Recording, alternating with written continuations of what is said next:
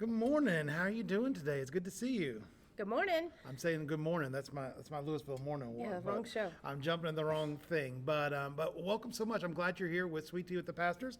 Once again, I'm here with my lovely assistant, Philip Brown, and his family are on vacation. And I want to tell you that one of the 10 commandments is remember the Sabbath day and keep it holy. And I don't think a lot of people know that the word Sabbath actually means to rest, to take a break. And for your ministers, they don't get to take a break on Sunday. I know a lot of times we think that Sabbath is that Sunday day, and they don't get to take a break. So whenever I hear of a minister taking a break or taking a sabbatical, Sabbath sabbatical, I am praising God for that, because they are filling the Ten Commandments, fulfilling that in what they're doing. And so, Philip, if you're watching, go back to resting. All right, it's good to see you guys. All right, but how are you doing today? Well, I'm good. There's so much going on. I'm almost overwhelmed, but this is going to be my last day to be here live for Sweet Tea. What? Why? Because starting next Tuesday I have a meeting at Davie County High School for all the new teachers. The next week I'll start in service, and the week after that I'll start school. So I haven't been in the classroom in 4 years. It's been a little bit, yeah. But God has opened a wonderful door for me to teach at Davie County High School, and I'm so excited about it. I'm ready to go back to work, but that entails getting a lot of things ready, on top of getting a kid that I only got for 1 week this summer off to college. We'll be taking Tate back to Virginia on Sunday afternoon to get him ready for a new school year. And Cambry's already back. She started band camp. She's in the color guard for Reagan High School. We're really proud of her, and she started band camp yesterday. So I feel like we're back in full swing of school and everything's new and fresh, and it is. It's pretty exciting. Yeah, a lot of stuff going on, and if you see me looking around other places, normally we're doing this live, so we're actually not live today. We're going to be celebrating the life of one of our church members that went on to be with the Lord this previous week, and it's going to be, the services are right around when we do this, so we're filming this ahead of time, so it's just Kim and I here. Normally somebody else is running this computer, so every once in a while I'm going to duck down. Shout out, he needs a new tech person, because I will be gone after today. Now, one of the good things I found out is I have this super awesome selfie cam, so now I can say hi to you, but nobody wants to see me that much. But yeah, we're working this. So if you see me ducking around, it's we're it. It's just us today. No extra visitors, no dogs. We usually have a dog that visits us at times, so we're missing all that stuff. But I'm glad that you're here. We're doing something different this month in our worship service time.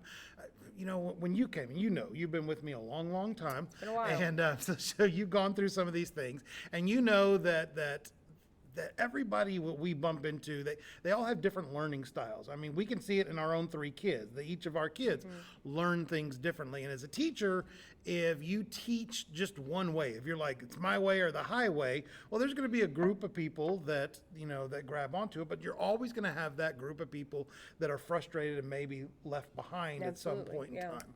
So, the same thing is true when we're preaching or teaching or whatever that we do, even with the Bible, is that we may be doing stuff. And for years, basically what our preaching and teaching styles in churches were, well, do what hits the most people.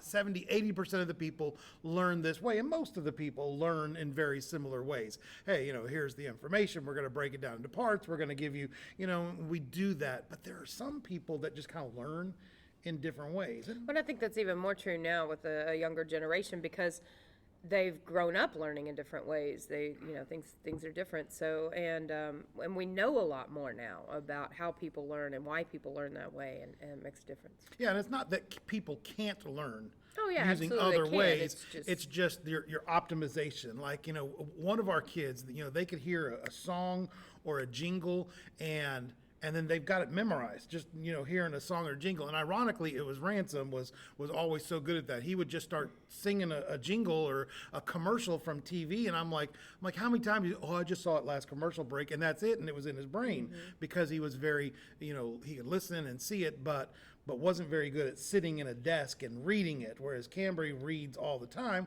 Once again, ironic because her eyeballs don't work, but she's the one that's reading stuff all the time, and so different people in different ways, and so we try to do the same thing in our teaching things, and so this month we're actually doing some book studies. All right, we're doing some book studies. Now I'm going to ask her. You've been with me a long time. When I say it's time to do a book study, what are you expecting? The Minor Prophets. Minor Prophets. I love the Minor Prophets. We're not doing the Minor Prophets at all. We're not doing the Minor Prophets. Hang in there. He'll get there eventually. We'll get there eventually, because that'll be a 12 book study. There's 12 Minor Prophets, and I love to do them all at the same time. But no, we're doing a book study. So we're doing the book of Galatians on our Sunday morning service, and we are doing the book of Judges during our Lewisville morning time. So we're working through the book of Judges. Now, it's been a rough 2 days doing our book of Judges, because the first chapter of Judges is just all about there are a lot of people in the land that the Israelites are going to be pushing out. And so we don't have any of the cool stories yet. There's lots of cool stories in Judges, but we haven't hit any of those yet. We just have been saying a lot of difficult names. Well, this will tell you how busy I am right now. Oh. I haven't watched Lewisville Morning yet this week. Here's how it goes. I've been running Cambry to school and taking care of a million other things. But I will watch Lewisville Morning. If you're not watching Lewisville Morning, make sure that you do, because he will put you on camera and put you on spot. That's right. Sorry. But it's all good. And once again, that's the reason why we record them. I mean, you can watch back episodes. I will go and stuff do that. I will that's go back and do there that. and get yourself caught up on what's going on. But that leads us to our Facebook question of the day. All right, there's our Facebook question. You want to read it for us? It says, what is your favorite book of the Bible to read and reread? See, I had her ask it so that I could say, so favorite Clever. books of the Bible to read and reread. Well, for me, any of the Gospels, I love reading the Gospels. The book of John is just a great book to read, but that kind of goes without saying. I mean, we ought to love the Gospels. Jesus is in there. My non-gospel book I really like to read. Well, you've mentioned all of the Minor Prophets. So I'm a huge fan of the Minor Prophets. And with Paul's letters, I really like Philippians. I really enjoy reading it. It's one that's short, compact. You can get it in and get it out pretty quickly. But if you've got one that's your favorite book of the Bible to read and reread, please go and post it in the comments, whether you're on YouTube or you're on Facebook. Let us know what you like to read and to reread. And now you got to answer. Well, I too, lately I have spent a lot of time in the Gospels. I started doing that in preparation for our women's event this past month in July, when we talked about Journey with Jesus, and just really I started seeing things that I'd never seen before, and looking at it from the perspective of the disciples, and really have enjoyed doing that. And right now I'm still kind of spending more time in the Gospels. But probably one of my favorite overall books is the book of Joshua. That's Ransom's middle name, and mainly because we both like the book of Joshua so much. But yes, I just love the hope that comes in Joshua. I love the battles that come in Joshua. I love the way that the Israelites, the promise to the Israelites is fulfilled in that book, and the culmination of everything that's come before it. And I guess that's also why I like the Gospels, because I see God's promise fulfilled, and everything that came before coming into focus. So those are exciting books for me. Awesome. Hey, and if you're doing the book of Judges with us, honestly, if you haven't read Joshua lately, it might actually help you with some of that context on the book of Judges, because the book of Judges is all about the messy stuff that happens after. Joshua is hey, we're coming in, we possess the land, and then once you possess the land, it's kind of like weeding your garden. You go in and you grab those first big clumps of weeds, and you're like, woohoo, I'm winning against the weeds. And then you look and you're like, oh, there's all the little ones. You got to go in. And so that's how I feel painting the walls. Yeah. Get real excited at first, and then you realize how much wall there actually is. Yeah. Which we're painting walls. If you want to come up this afternoon, probably somewhere around 1:30, we're gonna have some time of painting walls up here. So we see love how to I set you up for that we shameless love plug? to see you out there. You're great at the shameless plugs. I was gonna comment on. We're good. What am I looking for? This one. Wham! There we go. All right, we're off of the Facebook question. But yeah, But that idea of getting, judges is all about kind of those little, dealing with all those little things that come up. And in our faith, we deal with that too so many times. Oh, yeah. Oh, yeah. Yeah. So, but painting walls, you can come up and paint walls. But we're doing, in the summer, we're doing the Summer of Psalms. Summer of Psalms. Mm-hmm. And we're just going through the book. I mean, there's so many of them. There's 150 Psalms, so we couldn't possibly do every single one. Now, some of them are just a couple verses, and some of them are super long. And so today's Summer of Psalms, we're going to be... Well, you jumped right to Psalms without talking about the other things that are going on in the church. Sorry, I jump around. This was important. All right. I want to talk just a minute to the ladies. That's what I was going to say. She was setting up her ladies things before and that's what I was going to throw to, and she threw me all off by throwing me to other throws. Philip Brown, how do you do this? Anyway. He's a talented He lion must be. tamer. No, I want to talk just a minute to the ladies. You know how excited I get about our women's events. I have just had a wonderful time the last few months with our third Sunday women's event. We've got another one coming up this third Sunday, which is August 15th, and our theme is Back to the Basics. We're going to have a great time going back to school for this one night. Hopefully you got some information on Sunday. If you didn't, make sure you get those brochures. Keep them for yourself. Also give them to friends. I really want to pack this place out this month. And we're going to be talking about missions, of course, but we're also going to be doing an evangelism emphasis. When you talk about the basics of your faith, what does that mean? We're going to do a clear gospel presentation. Great time to bring those that you don't know if they know the Lord, or maybe you know that they don't. This will be a great time for them to hear a very clear gospel presentation. And as we do that, we're going to be reminding ourselves, refreshing ourselves, being ready to share that gospel presentation with as many people as we can. So great emphasis. As far as the fun, some of us are dressing up in the decade that we were in school. So that alone should be really funny. My 1980s wig came in this week. You don't want to miss that. It's pretty special. Cambry's already embarrassed, so it's terrific. Do you want to borrow my leather jacket?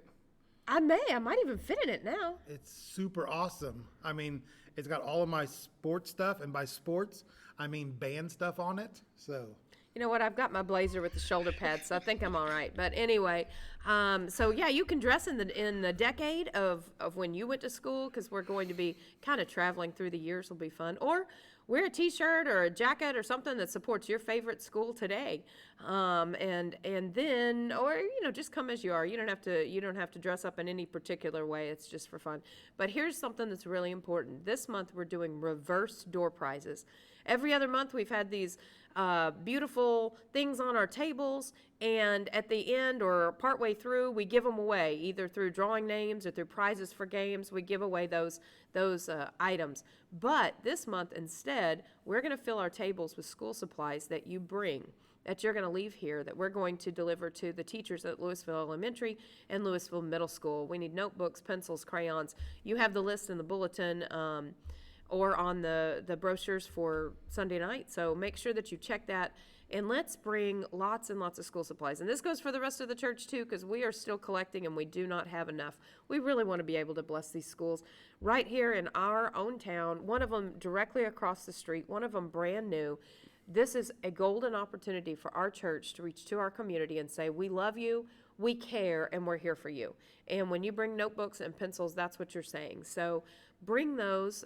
We've really just got 2 more weeks to do that. So we gotta step up our game with school supplies. Sounds great. Yeah, I love that. And we've got a lot of things that are going on. I love hearing what the women are doing. I just learned this just the other day, Kim. You don't even know about this, but I had a group of men coming to me and say, we're skipping church Sunday. And I'm like, what? There's actually one of our men's Sunday school class is going to go do Sunday school out at Ken Privet's house. Oh, wonderful. And so they're going to head over there and do Sunday school with him. So that men's class is going to be gone. And they're like, I'm going to guess that after Sunday school's over, it's going to take us a while to leave because we're going to be talking with Ken. We're going to get back in time to pick up our wives, which is the most important thing. If you leave your wives here, I'm not staying for them, all right? Yes, he is. We're gonna call the Humane Society or something and have them rounded up, and you're gonna have to collect them at the city pen or something. But no. So that sounded great, and they were like, we might not be in church. If you feel like, oh, we're missing a few people, well, we probably aren't missing them. They're just doing church in a different location, and that's great. They're out being the hands and feet of Jesus, Yeah. and that's what we want from our church. Congratulations, men. That's awesome. I love that. So that sounds like a really neat thing that they're going to do, and we love hearing that sort of stuff. And if you are one of our homebound folks that's there, that they're homebound and haven't been able to get here and see stuff, if you are the child of one of our homebound people and they've been missing church, there is so much that we have today that's digitally there that we can connect you. We've even talked about during some of the women's event or things, setting up Zoom calls so that we can go and maybe send men out to some of the women's. Those are things that we could do. We just need to know if you're interested in doing those sort of things. It takes a little bit of effort just to organize it, but we live in a world where that's possible, that somebody that's homebound could actually watch live what's going on in some of these other events and be a part of those things. And so we want to encourage you. It's why we always say simple things like comment and like and share what's going on, because when you do that, we get lifted up. We've got a brand new family that's in the church, and they work in the computer industry, a computer programmer, and understand some of that stuff. And every time we do one of these Sweet Tea with the Pastors or Lewisville Mornings, they're not just liking it. Sometimes it's just a little hard on it or liking it. They're also sharing it so that other people can see that, and you have no idea how good that makes people feel on the other end of that. When like, hey, somebody shared my picture. I know a lot of you will share pictures when we do the women's events and put the pictures up, and you'll click on yours and share it. We love that kind of stuff, and that encourages people, and that helps our voice get farther out into the community. So thank you for doing that. And speaking of getting our voice out, before he goes to Psalms, I do want to mention our block party on Saturday, August 21st. Guys, this is a big opportunity. We had a great time out at the park at Joni Moser last week, getting to know the people of our community and fellowshipping with each other. This one is going to be right here on our property, and we're going to have a lot of things out there, including some inflatables, some games for the kids, lots of food, crafts, you name it. But it takes the entire church to pull this off. So every single Sunday school class has an assignment they've agreed to. So make sure in Sunday school this week that you're talking about it. Make sure you know how things are running for your group so that we can make this the best opportunity. Wear your LBC shirts on the 21st and come on out and let's have a great crowd. More importantly, though, invite somebody to come with you. Somebody.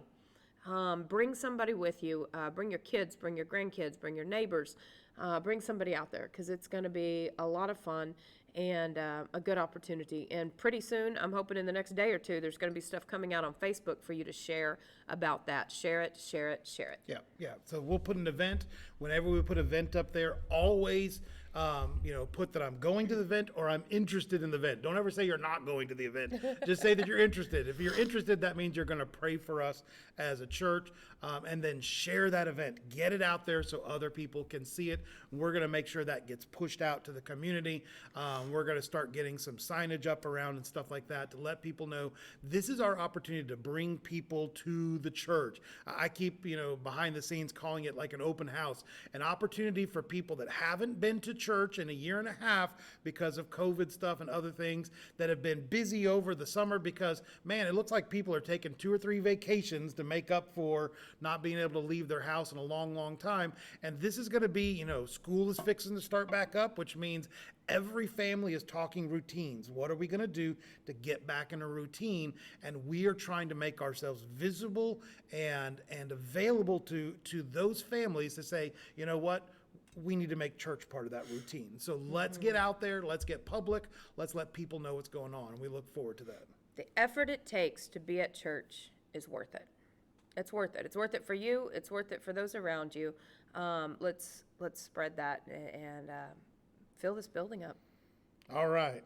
Can I go to Psalms now? You can. Go right ahead. I can go to Psalms now. All right. So we're going to be in the 86th Psalm. All right. And I'm going to talk some geeky English stuff for Kim because she likes. You think I'm out of practice, don't you? No, I think you're just fine. You're great. And so we're going to be looking at Psalms 86. And I've told you poetry in Psalms is different than our poetry. You know, we're green eggs and ham, Sam I am. You know, we want to rhyme when we're doing. You know, I do prefer rhyming. When people talk poetry, they talk rhyming. Now, if you get fancy, then you not only have rhyme, but you have meter, where it kind of it sounds like it's got the same beat, right? And then you get into Shakespeare stuff, and then you lose me, right? Iambic pentameters. Iambic, but yes. Iambic pentameters, and you we're go. all good. So the Hebrew people do things differently. Like, instead of rhyming, they would do what we call assonnating, which is the first letters the first letters are all the same.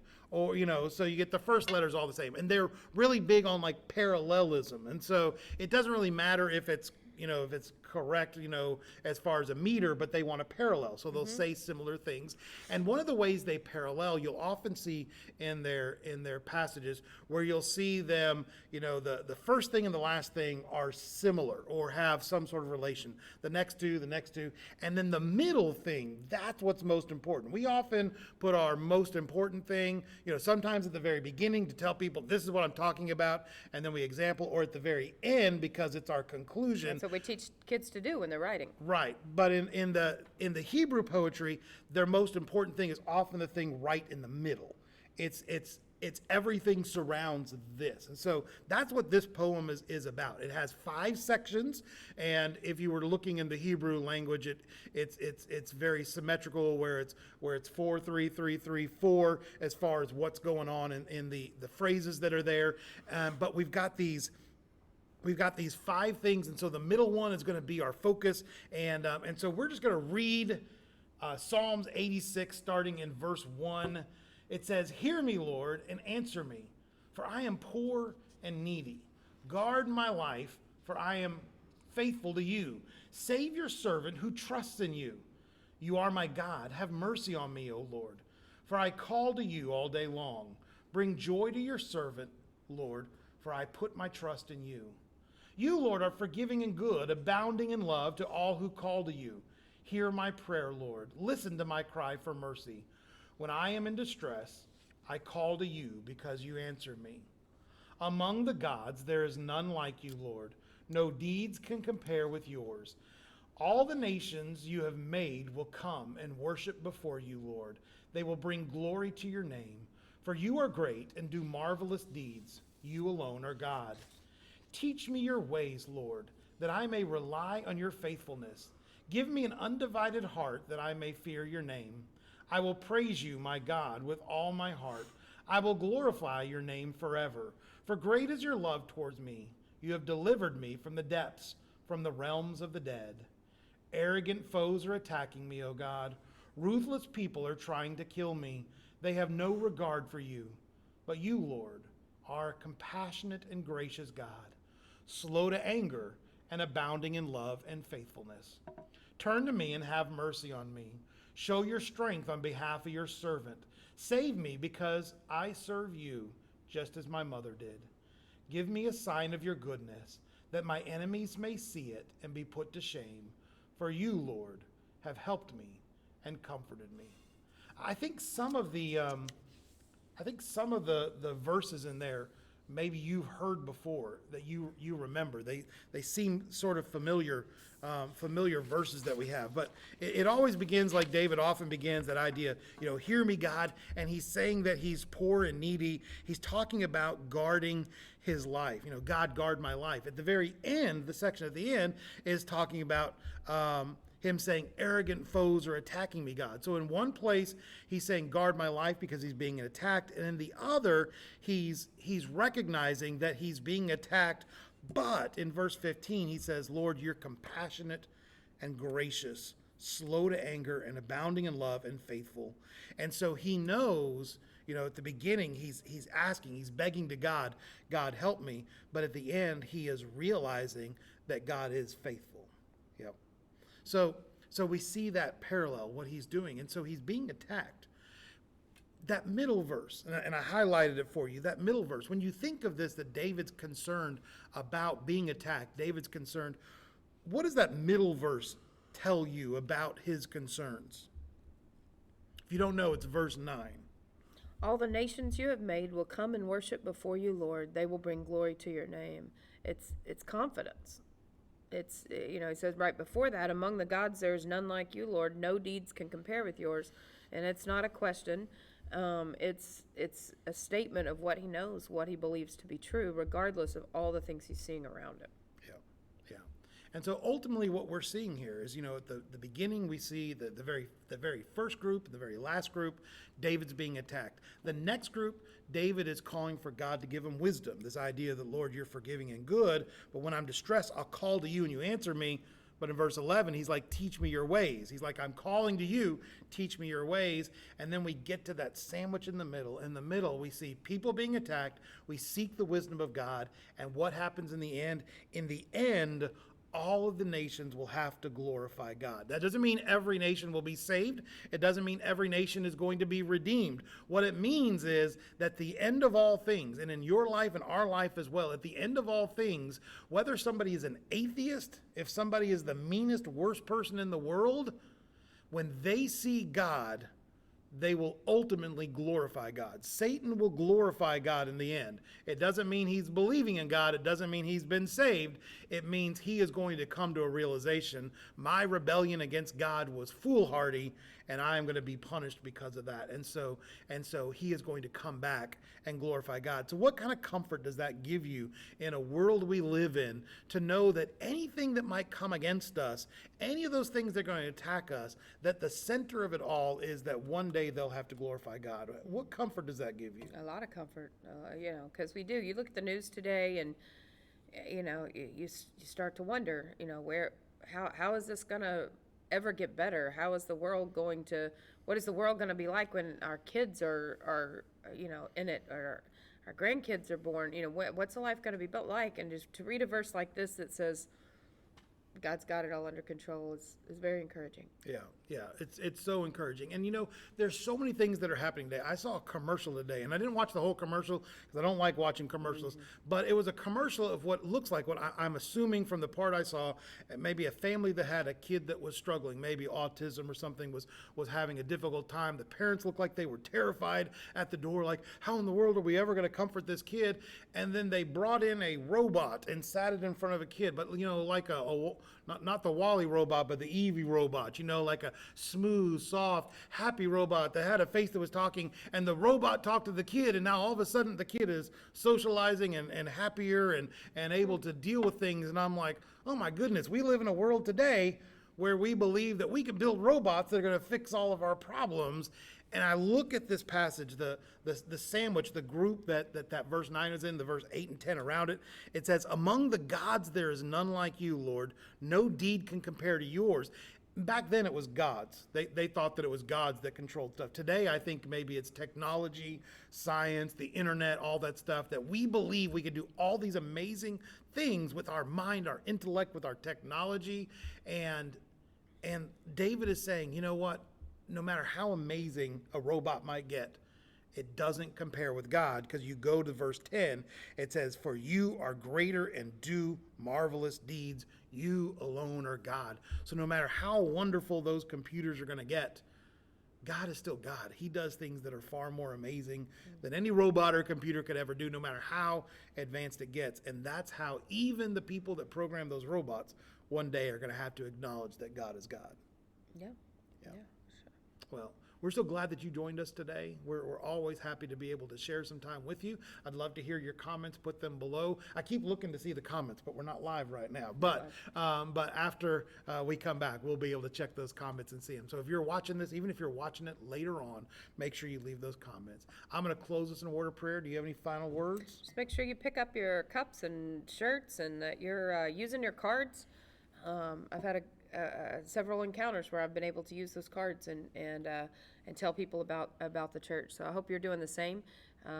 It's really exciting, a lot of fun. Yeah, and if you've never been to the church before, when you show up, you tell one of those greeters at the door, hey, I'm brand new here today, and the pastor and his wife said that I could get a free coffee mug if I showed up. And, it's one of the things that if you're one of our guests, we just want to give you something that says, hey, thanks, and Kim has put chocolates in it. So there's coffee mugs with Hershey bars that are inside of it. The only thing better than coffee is chocolate. So you can have both of those. So if you come, just let them know, hey, I'm a visitor today. They're going to want to get a little bit of information so that we can just reach out to you and share with you what's going on in the church, what's going on around here.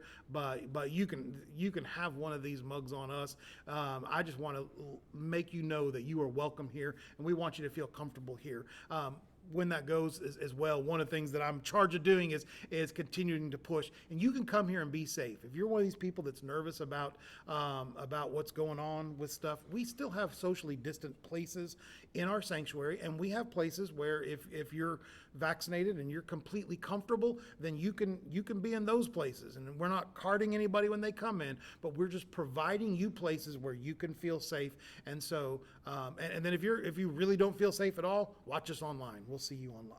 All right, let's pray. Our Heavenly Father, God, thank you so much for this day. Thank you so much that you remind us through these Psalms that even though the enemy may attack us, there is no attack that the enemy can make that is going to be more powerful than you, God. That you are marvelous in every way. And Lord, one day every knee will bow and every tongue will confess that Jesus Christ is Lord of all. And Lord, we are so excited, waiting for that day in anticipation. But until that day comes, Lord, I pray that we would cry out your name, even here where we live and where we walk. Lord, we love you so much. In your name we pray. Amen. Thank you all so much for watching. Bye. We'll see you guys soon. We'll see you Wednesday night here at the church, all right? Or come paint. Or come paint this afternoon. We'll be here. All right. See you guys soon. Bye.